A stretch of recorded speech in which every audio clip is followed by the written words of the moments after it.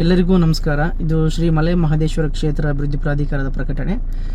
ಈಗಾಗಲೇ ಸಾಮಾಜಿಕ ಜಾಲತಾಣಗಳಲ್ಲಿ ಶ್ರೀ ಮಲೆ ಮಹದೇಶ್ವರ ಕ್ಷೇತ್ರದಲ್ಲಿ ದಾಸೋಹ ವ್ಯವಸ್ಥೆಗೆ ತೊಂದರೆಯಾಗಿದೆ ಅಂತ ಹೇಳಿ ಸುಳ್ಳು ಸುದ್ದಿಯನ್ನು ಹಬ್ಬಿಸ್ತಾ ಇದ್ದಾರೆ.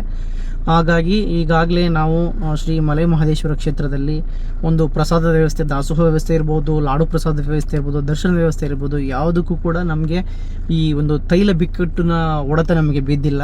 ಈಗಾಗಲೇ ನಾವು ಸಾಕಷ್ಟು ಒಂದು ಗ್ಯಾಸ್ ಸಿಲಿಂಡರ್ಗಳನ್ನು ನಾವು ಸ್ಟಾಕಲ್ಲಿ ಇಟ್ಕೊಂಡು ಒಂದು ದಾಸೋಹದ ವ್ಯವಸ್ಥೆನ ಅಚ್ಚುಕಟ್ಟಾಗಿ ಮಾಡ್ತಾ ಇದ್ದೀವಿ. ಮುಂದಿನ ದಿನಗಳಲ್ಲಿ ಈಗಾಗಲೇ 16ರಿಂದ 19ರವರೆಗೆ ಯುಗಾದಿ ಜಾತ್ರಾ ಮಹೋತ್ಸವ ಕೂಡ ಜರುಗುತ್ತೆ. ಹಾಗಾಗಿ ನಮಗೆ ಬೇಕಾದಂತಹ ಸ್ಟಾಕ್ ನಮ್ಮಲ್ಲಿ ಈಗಾಗಲೇ ಗ್ಯಾಸ್ ಸಿಲಿಂಡರ್ ವ್ಯವಸ್ಥೆ ಸಾಕಷ್ಟಿದೆ.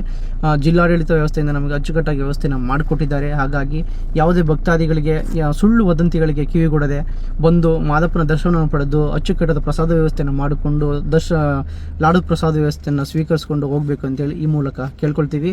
ಯಾವುದೇ ರೀತಿಯಾಗಿ ಭಕ್ತಾದಿಗಳಿಗೆ ದರ್ಶನ ವ್ಯವಸ್ಥೆ ಆಗಲಿ, ಪ್ರಸಾದದ ವ್ಯವಸ್ಥೆ ಆಗಲಿ ಮತ್ತು ಲಾಡು ಪ್ರಸಾದ ವ್ಯವಸ್ಥೆ ಆಗಲಿ ತೊಂದರೆ ಆಗಿಲ್ಲ ಅಂತಕ್ಕಂಥ ಮಾಹಿತಿಯನ್ನು ತಮಗೆ ತಿಳಿಸಲು ಇಚ್ಛಿಸುತ್ತೇನೆ.